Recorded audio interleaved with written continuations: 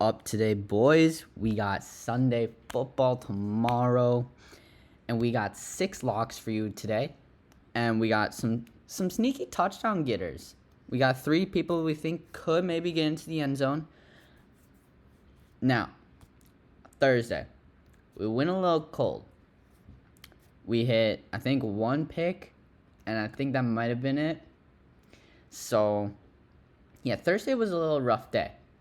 But game script changed on us. Jordan Mason going down really screwed us in just about everything, as we are big on the Jordan Mason carries. And then that changed the entire game script for Purdy. And, I mean, the Seahawks just didn't do what I thought they were going to do. But it's okay. We're back. We're back for Sunday. We got some locks for you today. Now, let's see here. Our first one, we got a lock for a pick, and we think they could get into the end zone. So we got J.K. Dobbins. Now, his rushing line is at 66.5. There's no secondary back this week in Gus Edwards. He's coming off of the bye week, and the Broncos defense gives up an average of 111.4 rush yards per game. J.K. Dobbins, when he plays bad rushing defenses, puts up over 100 yards. Now, you look at this game. Pittsburgh, great defense. Kansas City, great defense, especially rushing defense. So J.K. Dobbins should hit this line fairly easily. We also, though, like him to get into the end zone, because as you can see here as well, when he plays the bad defenses, he gets into the end zone. J.K. Dobbins is an animal against bad defenses, especially rushing defenses. So we love this J.K. Dobbins rushing yards line at 66.5. Smash this for sure. Now, lock number 2. You could go one of 2 ways with this player. So, I like his rushing attempts. Last week against Arizona, Brian Robinson put up 101 yards on 21 carries. 21. And I believe Jaden Daniels threw the ball at least 30 times as well. So, you could... I love his rushing attempts line. I also love his rushing yards line. I don't hate either of those lines, to be honest with you.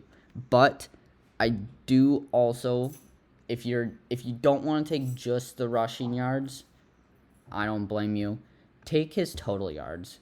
I feel like he could smash his total yards line, get involved in the receiving game. I mean, he's getting 20 yards in the receiving game here and there.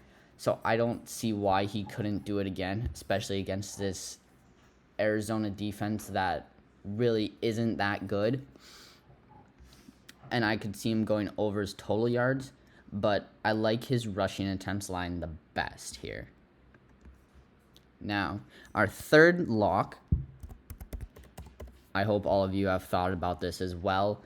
Saquon Barkley playing the Cleveland Browns defense. Oh my goodness. His rushing yards line at 85.5 feels almost free. He's only gone under this once, and that was his last game, and he only missed it by 1 yard, and his attempts were the lowest he's had this season. I don't know why he had that many attempts, or only had 10 carries, but he only had 10 carries and missed this line by 2 yards. So I love this Saquon rushing yards line.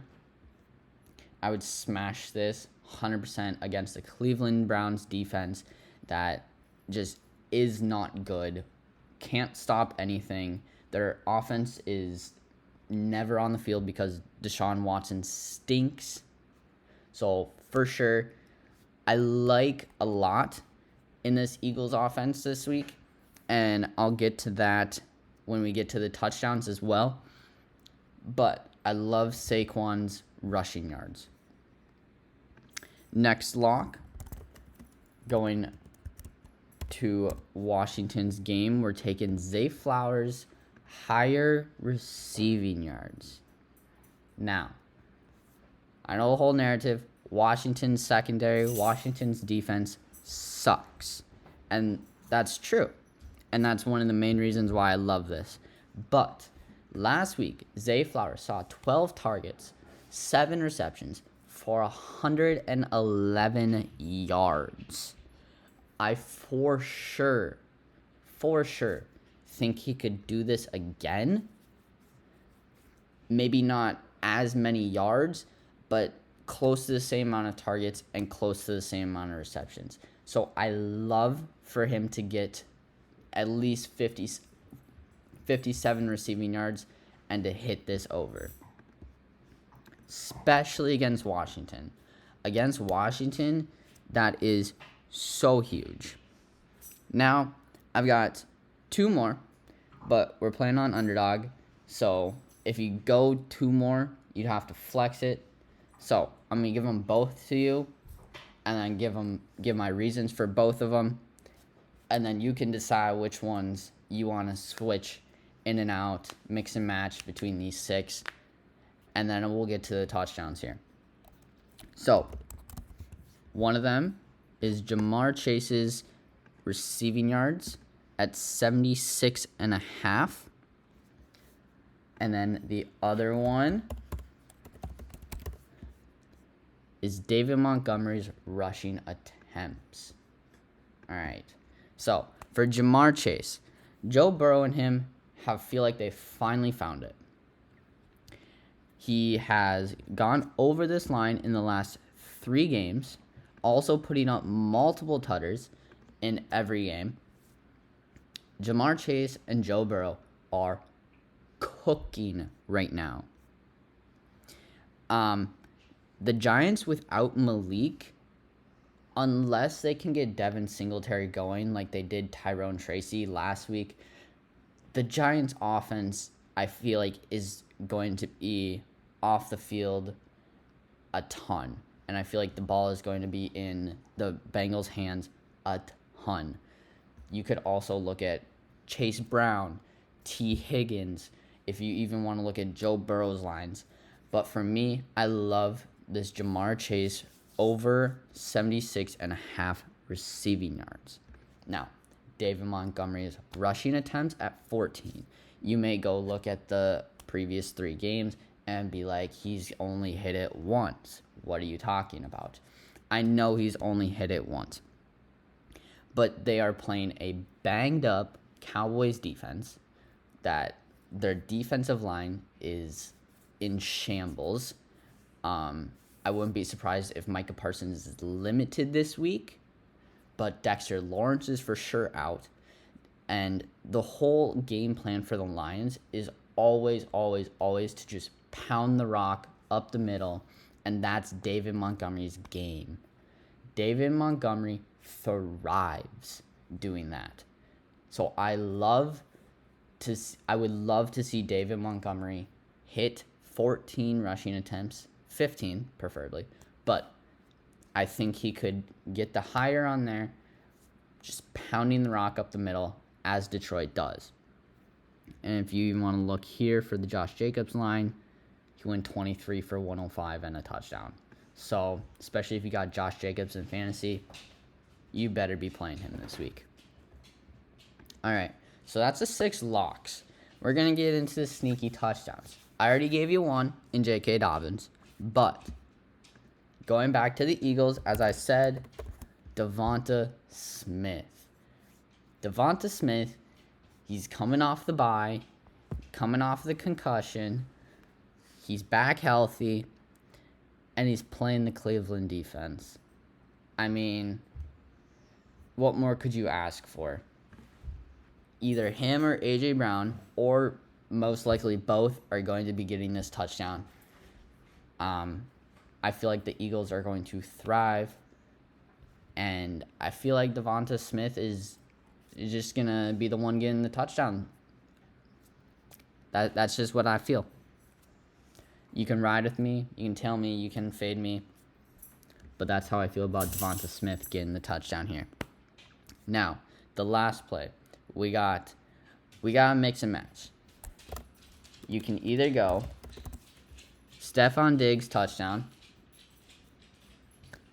or you can go the Tank Dell touchdown. Whichever you prefer. They're playing the New England secondary that it isn't horrible, to be honest with you, but it's not great by any means.